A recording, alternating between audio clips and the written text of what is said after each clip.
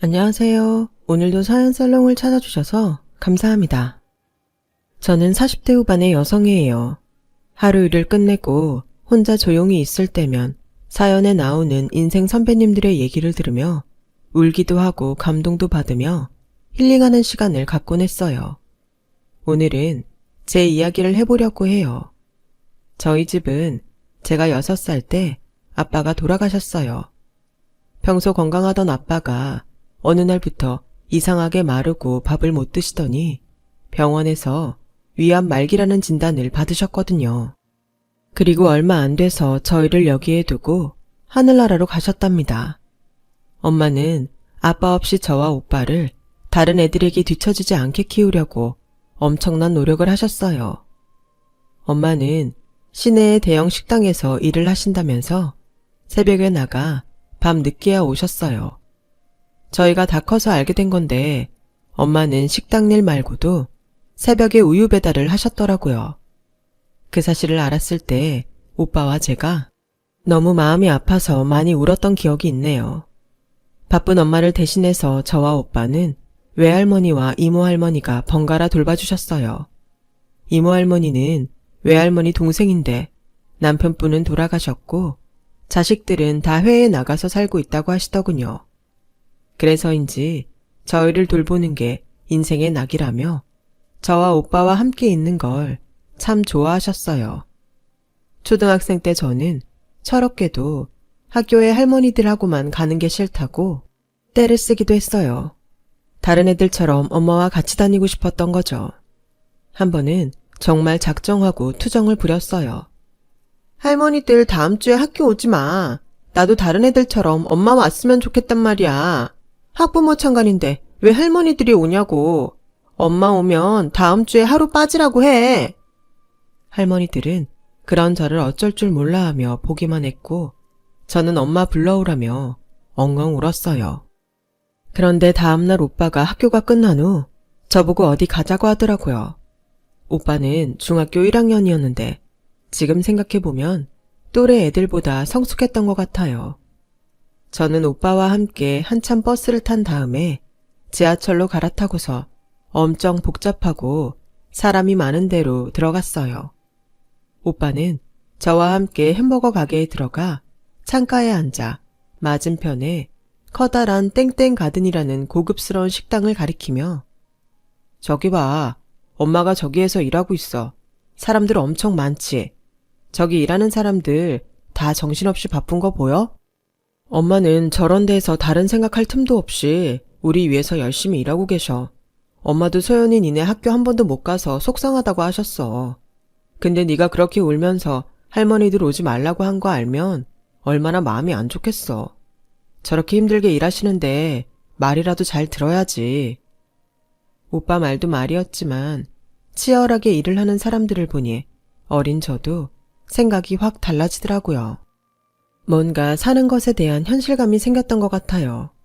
저는 오빠 말에 조용히 고개를 끄덕이며 앞으로 말 잘 듣겠다고 했던 기억이 있네요. 그날 오빠는 저에게 햄버거를 사주고 제 손을 꼭 잡고 집에 같이 왔어요. 할머니랑 이모할머니, 할머니들이 학교 와도 괜찮아. 엄마는 바쁘고 난 할머니들도 좋아. 어제는 미안해. 라고 순수하게 사과하는 저를 할머니들은 끌어안으며 토닥여 주셨어요. 그렇게 저희를 사랑으로 돌봐주신 외할머니와 이모할머니는 제가 고등학교를 들어가자 약속이라도 하신 듯 차례대로 돌아가셨어요. 할머니들이 니들 다 클 때까지 기다리셨나 보다. 효도 한번 못 해보고 보내드려서 어떡하니? 엄마, 할머니들도 엄마 힘든 거 다 알고 있었잖아. 엄마가 철마다 여행도 보내드리고 얼마나 잘했는데 엄마 맘 다 아실 거야. 라며 저는 엄마와 함께 펑펑 울었죠. 오빠는 대학을 다니다가 군대에 가 있을 때라서 장례식 때문에 나왔다가 다시 들어갔어요. 갑자기 저와 엄마 둘이 남으니 너무 쓸쓸하더라고요. 하지만 그것도 잠시였고 저는 곧 대학 입시를 준비하느라 바빠졌고 엄마도 다시 일을 하시느라 정신이 없으셨어요. 그 무렵 제가 가끔 밤늦게 보충 수업을 하고 오면 엄마가 옆집에 있는 아이들에게 식당에서 싸온 음식 봉투를 주는 걸 보곤 했어요.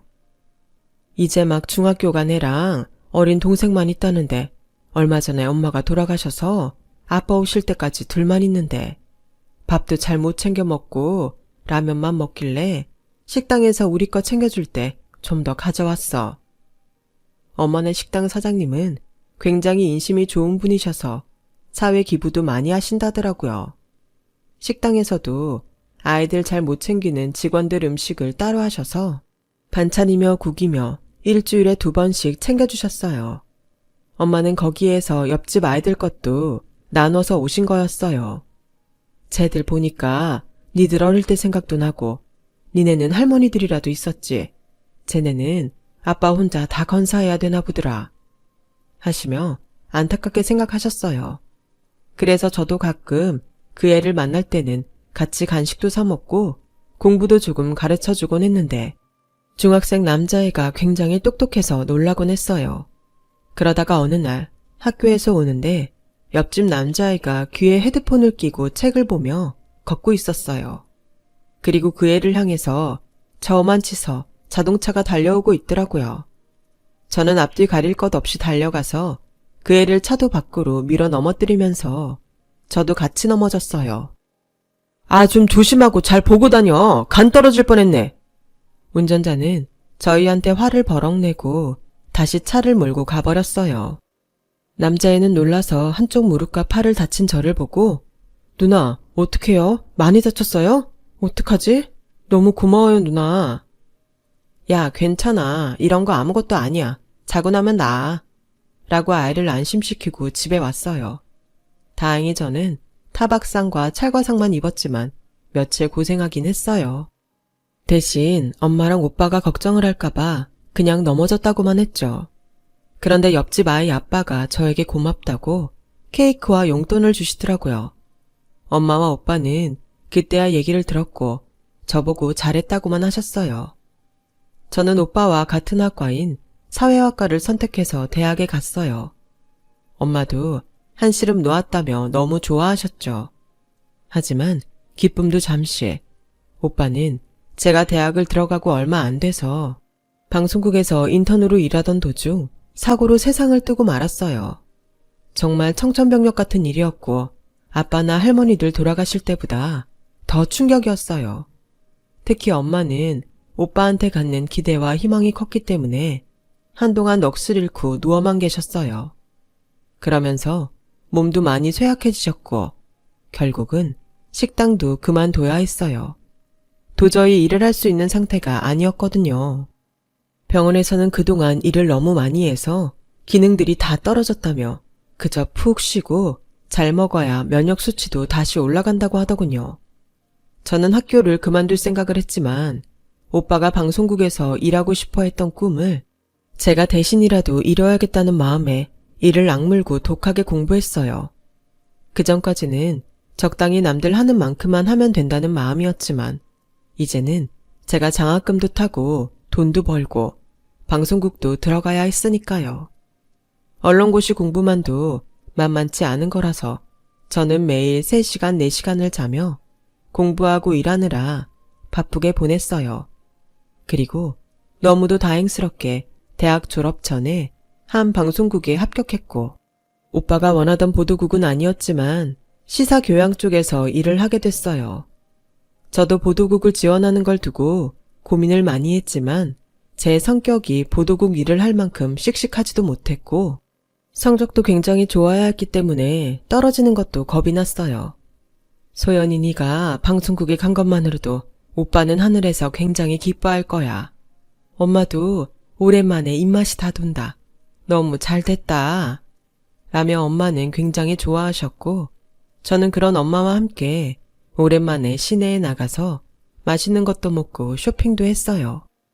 방송국 생활은 정말 바쁘고 밤을 새우는 일도 많았어요. 특히 저는 막내여서 여기저기 치이느라 바빴죠. 밖에서 보는 것처럼 화려하고 멋있지도 않았어요. 그래도 새로운 프로그램을 기획하고 발전시키는 게 재미있기도 했고 섭외하는 사람들 만나는 것도 좋았어요. 너무 힘들고 고달픈 날에는 오빠와 엄마를 떠올리며 고비를 넘기기도 했죠. 신입티를 벗고 일에도 익숙해진 2년 차에 새로운 프로그램에 배정을 받았을 때였어요. 저는 거기서 일반인 출연자를 만나게 됐어요. 저희 프로를 맡은 작가님이 직업도 좋고 괜찮은 사람 같다며 한번 만나보라고 다리를 놔줬거든요. 처음에는 출연자니까 거리를 두려고 했는데 그 말을 듣고 보니 저도 눈여겨보게 되더라고요. 어느 날 그분이 촬영이 끝난 후 먼저 저한테 와서 안녕하세요 PD님, 작가님한테 말씀 들으셨죠? 저하고 언제 따로 식사 한번 하세요. 제가 PD님 소개시켜달라고 작가님한테 많이 졸랐어요. 라며 웃으며 말하는데 솔직히 마음이 설렜어요. 경제연구소 분석가인데 외모도 괜찮아서 사실 방송국 안에서도 여기저기서 노린다는 얘기를 많이 들었거든요. 그런 사람이 저한테 관심이 있다고 다가오니 좀 우쭐한 기분도 들었죠. 저는 돌아오는 주말에 그 사람을 만났고 생각보다 말이 잘 통해서 몇 차례 만나다가 자연스럽게 사귀는 사이가 됐어요. 저희 프로의 한 시즌이 마무리되면서 그 사람은 자연스럽게 방송에서 하차를 하게 됐어요. 끝나고 난 후 같이 저녁을 먹는 자리에서 남자는 소연씨, 어떻게 보면 좀 이르다는 생각도 들겠지만 나는 소연씨랑 계속 같이 있고 싶어요. 나도 그래요. 근데 방송 특성상 출연자를 바꿔야 돼서 아쉽네요. 내 말은 그게 아니고요. 결혼하자고요, 우리. 갑자기 이런 말 하는 거 아니에요. 처음 만났을 때부터 평생 같이 하고 싶다는 생각을 했어요. 라며 저한테 반지가 든 상자를 주더라고요. 저는 너무 갑작스럽기도 하고 마음의 준비가 안 됐어서 조금만 생각할 시간을 달라고 했어요. 하지만 남자는 강하게 밀어붙였고 이런 사람이면 다른 걱정할 것 없이 결혼해도 되겠다는 생각에 결국 그러자고 했어요.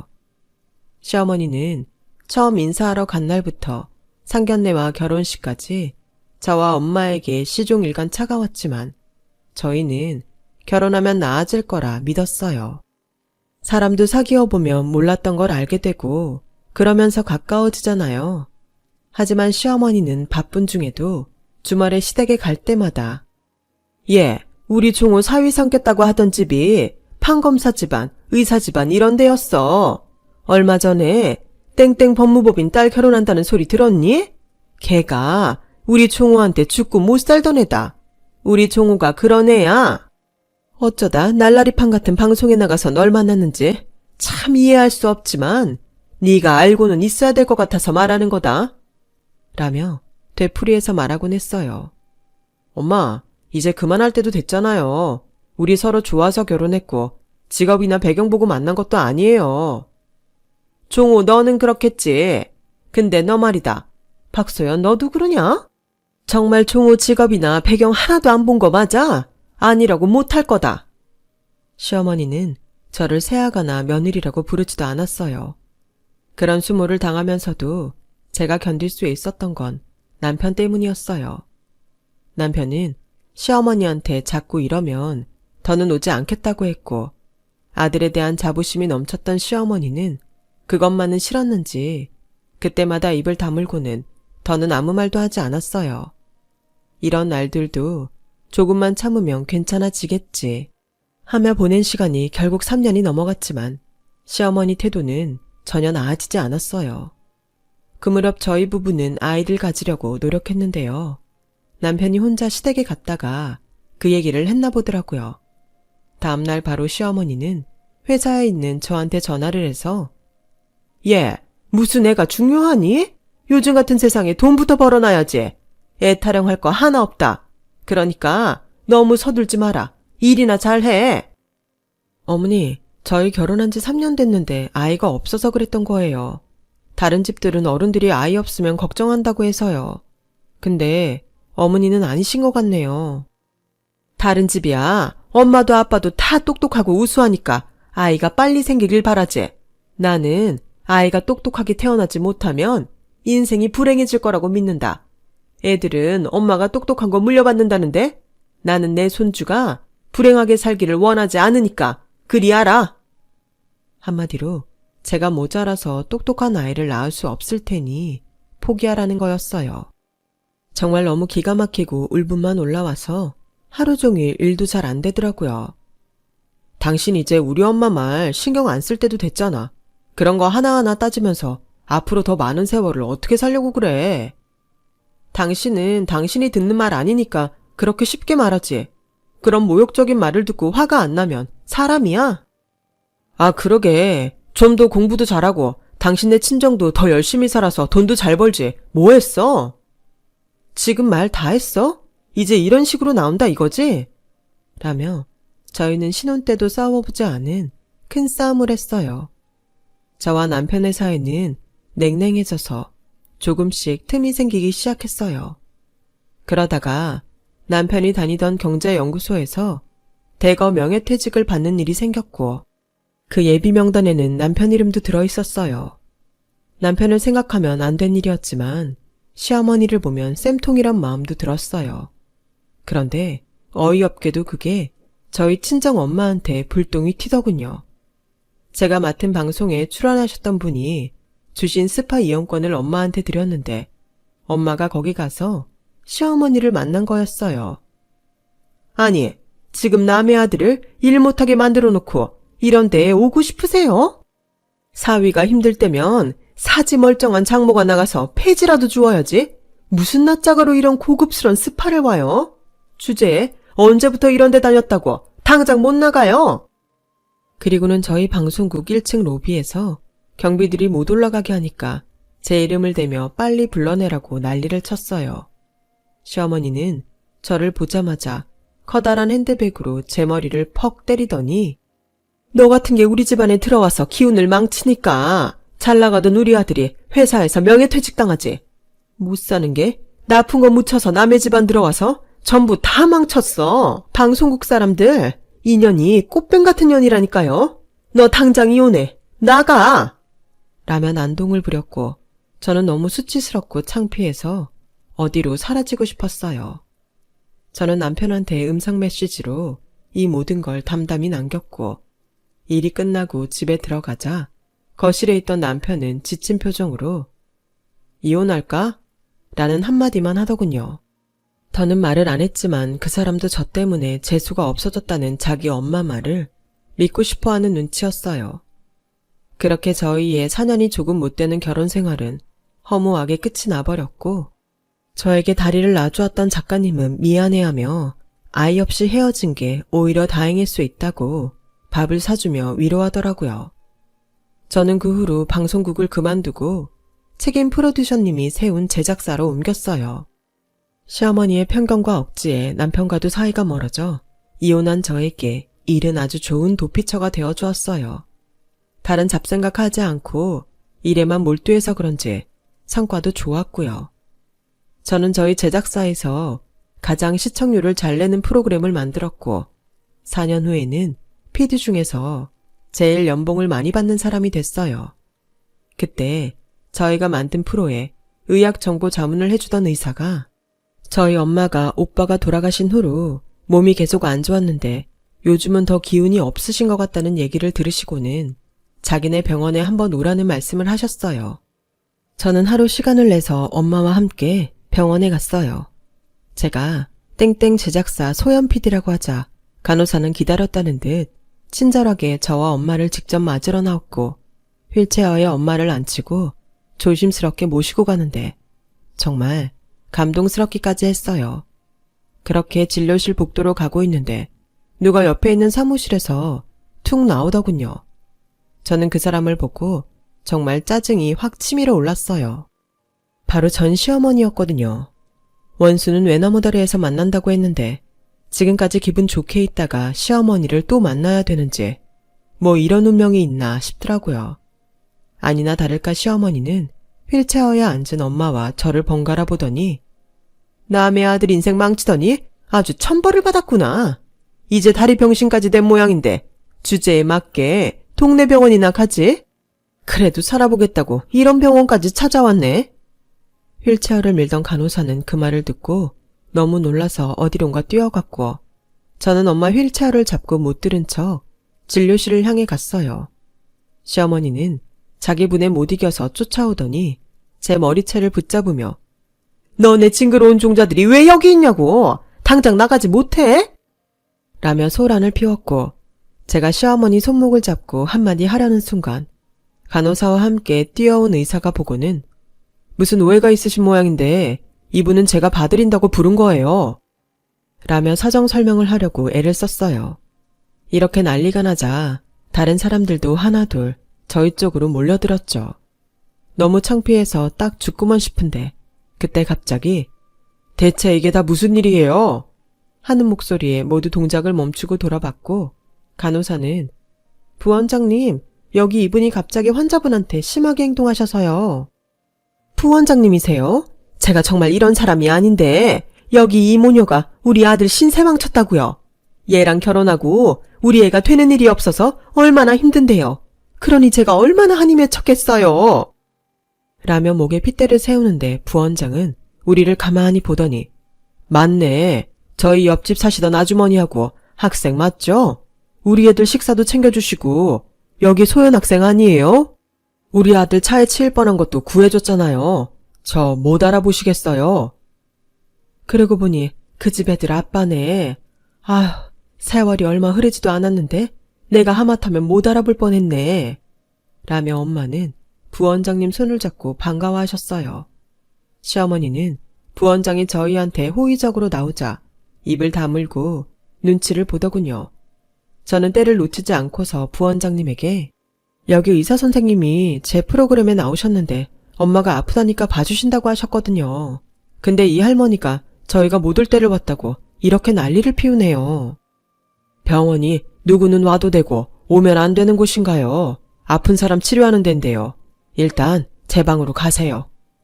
라며 부원장님이 저희를 안내하는데 시어머니가 끈질기게 따라오더니 제 팔을 붙잡더라고요. 저분이 왜 너네한테 이러는 거니? 아는 사람이야. 이런 사람을 알고 있었으면 왜 진작 말을 안 했어? 저는 시어머니 손을 찰싹 때리며 팔을 뿌리쳤어요. 관심 끄세요. 할머니, 내가 우리 집 일을 왜 당신한테 얘기해요? 라고 하자 옆에 있던 간호사가 시어머니를 밀어내며 문을 닫아버렸어요. 부원장님은 늦게 의대를 들어가셔서 우리가 옆에 살 때에 대학병원에서 펠로우십을 하고 있었다고 해요. 아이들 엄마가 죽고 몇 년이나 힘들었는데 엄마가 식사도 챙겨주고 제가 가끔 돌봐준 게 너무 고마웠고 지금도 아이들과 종종 얘기를 한다고 하네요. 부원장님은 3년 전쯤에 지금의 부인을 만나서 재혼했는데 장인이 이 병원 원장이라고 했어요. 원장님이 부원장님을 좋게 봐서 바로 병원에 데려와 일반 의사로 있다가 올해부터 부원장이 됐다는 거였어요. 아이들도 새엄마와 잘 지내고 있고 이제는 다 안정을 찾았다고 하네요. 그때 소연 씨가 우리 애 안 구해줬으면 어쩔 뻔했어요. 정말 두고두고 감사하며 살게요. 그렇게 말씀하시곤 엄마 종합검진과 그 후의 치료까지 전부 걱정 말라고 하시더라고요. 저와 엄마가 부원장실에서 나오는데 그 앞에 전남편과 시어머니가 기다리고 있더군요. 알고 보니 전남편은 명예퇴직 후에 이 직장 저 직장을 전전했고 오늘 이 병원에 운영전략팀에 면접을 봤다는 거였어요. 그것도 시어머니 건너 아는 사람한테 부탁했던 거라 같이 왔다더라고요. 소연아, 너 혹시 내 얘기 뭐 한 거 없지? 남의 이름 함부로 부르지 마세요. 그리고 그쪽 얘기를 내가 왜 합니까? 혹시라도 떨어지면 네가 내 얘기 이상하게 해서 그런 걸 수 있잖아. 라고 하자 엄마가 전 남편의 따귀를 찰싹 올려붙이는 거였어요. 진짜 보자 하니까 이 사람들이 가관이네. 이보게, 자네가 떨어지면 그게 자네 실력인 거지. 왜 내 딸 탓인가? 그따위 정신 상태니까 젊은 나이에 명예퇴직당하고 자리 못 잡는 거야. 그리고 종호 어머니, 아들 교육을 똑바로 시켰어야지. 이게 뭡니까? 어디서 자기가 못한 거 가지고 남 탓이에요. 애미고 아들이고 이따위 정신 상태인데 뭐가 제대로 되겠어요? 저리 당장 비키지 못해. 라며 호통을 치자 두 사람은 당황해서 얼른 자리를 비키더라고요. 엄마가 그렇게 사람들 많은 데에서 화를 내는 걸 본 적이 없어서 놀랐어요. 시어머니는 엄마를 따라 나가는 저를 붙잡으며 너 우리 종호한테는 해코지 하지 마. 서운하게 한 건 나지 우리 애가 아니잖아. 할머니, 저는 저 사람한테 나쁜 짓을 하고 싶은 만큼의 관심도 없어요. 그리고요, 저는 이혼하고 일이 다 너무 잘 풀렸거든요.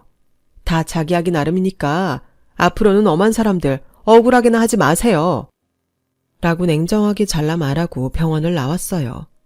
결국 전 남편은 저희와 시끄럽게 한 일로 청탁받아 면접봤다는 것만 들켜서 채점에서 아예 제외가 됐다고 하더라고요.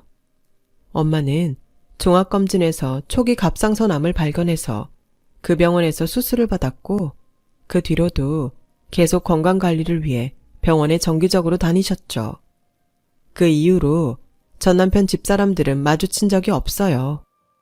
뭐 어디선가 잘 살고 있겠죠. 저는 몇 년 전 딸아이를 둔 남자와 재혼해서 잘 살고 있어요. 아이가 저를 잘 따를지 걱정이 많았는데 아주 어른스럽고 저와 남편을 잘 이해해줘서 잘 지내고 있답니다. 제 인생 이야기는 여기까지예요. 들어주신 인생 선배님들 다들 너무 감사드리고요.